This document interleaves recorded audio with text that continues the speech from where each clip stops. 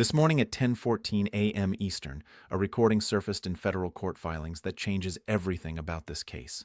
And before you dismiss this as another political story that goes nowhere, I need you to understand what we're dealing with here. I'm not talking about speculation. I'm not talking about anonymous sources. I'm talking about audio evidence, actual recordings, words spoken, actions taken, and a timeline that prosecutors dream about.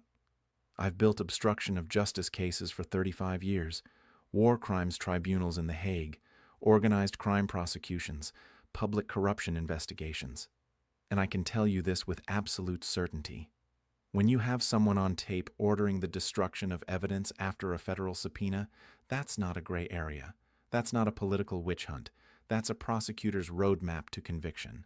So, here's what I'm going to do. I'm going to walk you through the actual recording, not what cable news says about it, not what partisan commentators claim it means. I'm going to play you what was said, show you the documents that corroborate it, and walk you through the timeline of what happened immediately after that conversation took place. Because here's what makes this recording different from every other piece of evidence in this case. It's not just about what was said. It's about when it was said, who it was said to, and what actions followed within hours. That pattern is what turns a conversation into consciousness of guilt.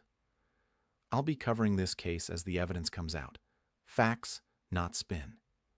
If you want to follow what actually happens in court, not what cable news says happened, hit subscribe. Now, let me show you exactly what's on this tape. Let me walk you through exactly what was said. The recording is from June 25th. The location is Mar-a-Lago. The conversation involves the defendant and two members of his IT staff, and the context is critical. This is 4 days after a federal grand jury subpoena was served demanding all classified documents be turned over to the National Archives. Here's the quote. These are the exact words on the recording. I need you to make sure those files aren't accessible anymore. Can you handle that? The IT director responds, You mean delete them? And here's the response. I need them gone today. Now, the defense claims this was routine document management, standard operating procedure for any organization dealing with old files. But let me show you what the server logs reveal. June 27th, that conversation happens at 3:47 p.m. June 28th, 6:30 a.m. The IT director sends an email to the systems administrator with the subject line Urgent Deletion Request. The body of the email lists specific file locations, not random old documents, specific folders that match the categories listed in the federal subpoena. June 26th, 12:15 a.m. The systems administrator confirms deletion of 470 files from those exact locations. June 27th, federal investigators arrive for a scheduled compliance check. They're told all responsive documents have been turned over. The server logs showing these deletions aren't mentioned. Now you might be thinking, people delete things all the time. Organizations clean up their servers. How is this different? Fair point. Let me show you why the answer is no. This isn't routine.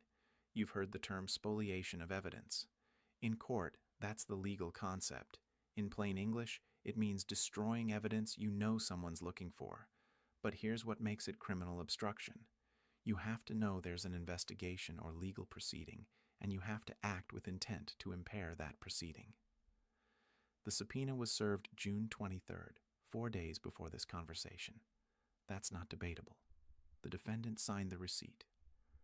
The timeline doesn't lie.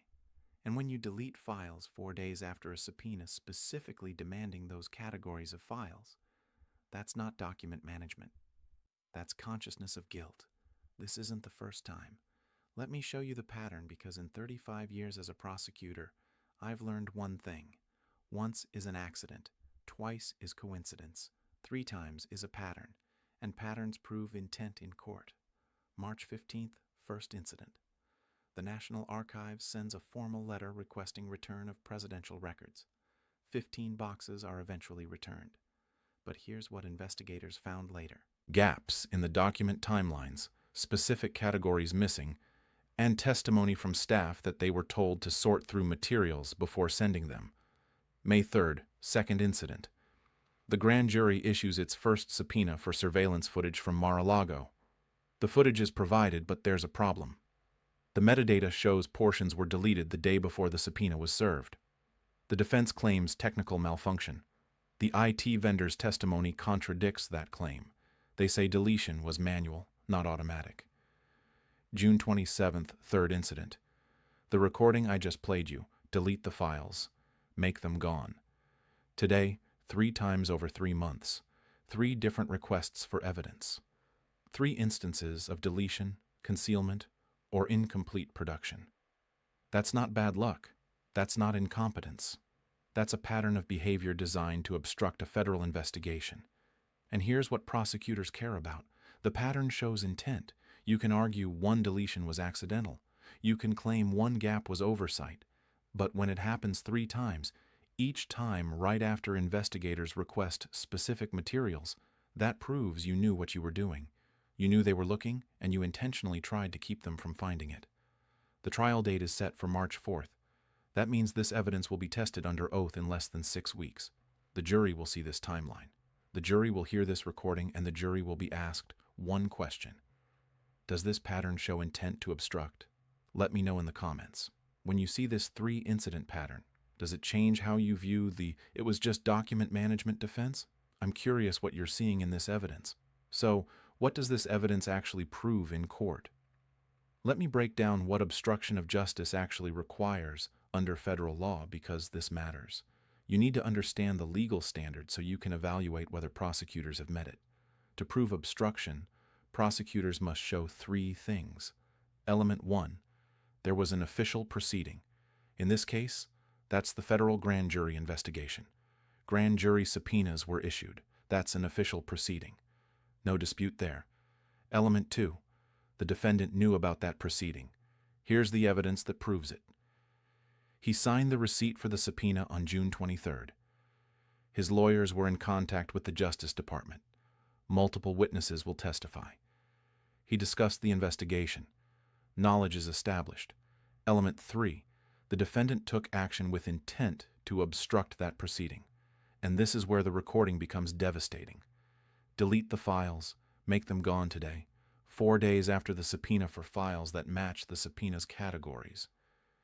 Now, some of you are thinking, but what if he didn't know deletion was wrong? What if his lawyers told him he could manage his own documents? Fair question.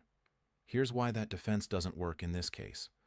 First, the subpoena explicitly instructed preservation of all responsive materials. That's standard language in every federal subpoena. It says, do not destroy, alter, or conceal any documents responsive to this request. Second, his own lawyers sent a letter to the Justice Department certifying full compliance with the subpoena. That certification was sent after the deletions occurred. If the lawyers didn't know about the deletions, that's a separate problem called obstruction of justice. If they did know, that's a different problem called conspiracy. Third, I've prosecuted a similar case. 2018, government contractor who deleted emails after an inspector general subpoena. His defense, he thought they were duplicates and was cleaning up his server. The jury took 40 minutes to convict. Why? Because the timing proved intent. Just like here, the legal standard is clear. Knowledge of proceeding? Check. Action to impede proceeding? Check. Intent demonstrated through timing and pattern? Check. That's not my opinion. That's what the legal elements require, and the evidence satisfies every single one. This goes beyond one case. Here's what's actually being tested. Whether evidence destruction has consequences when you're powerful enough to claim the rules don't apply. If this evidence is allowed and proves obstruction, here's the precedent it sets. A federal subpoena means something. You can't delete files because you don't like what investigators might find. You can't claim document management when the timing proves intent. And you can't use power to shield yourself from consequences that would destroy anyone else. But if this evidence is excluded, or if a jury somehow acquits despite this timeline, here's what that precedent means. Subpoenas become suggestions. Evidence preservation becomes optional if you have good lawyers. And the message to every future defendant in America is delay, delete, and dare them to prove intent. I don't care if you voted for this person or against this person. I care about whether the system works the same for everyone.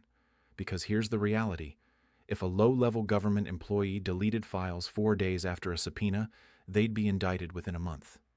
If a corporate executive did this during an SEC investigation, they'd be facing 20 years.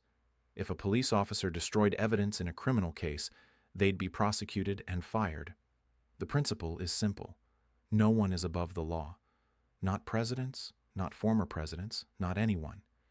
And if someone in this position can delete evidence after a federal subpoena without consequences, then the legal system doesn't protect anyone.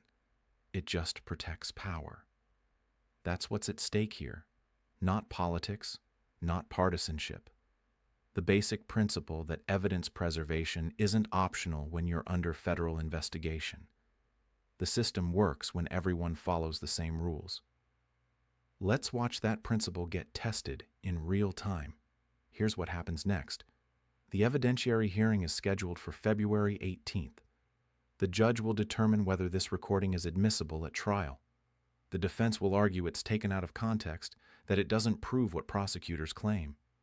The prosecution will present the full timeline, the server logs, and the witness testimony that corroborates the recording. Watch for this.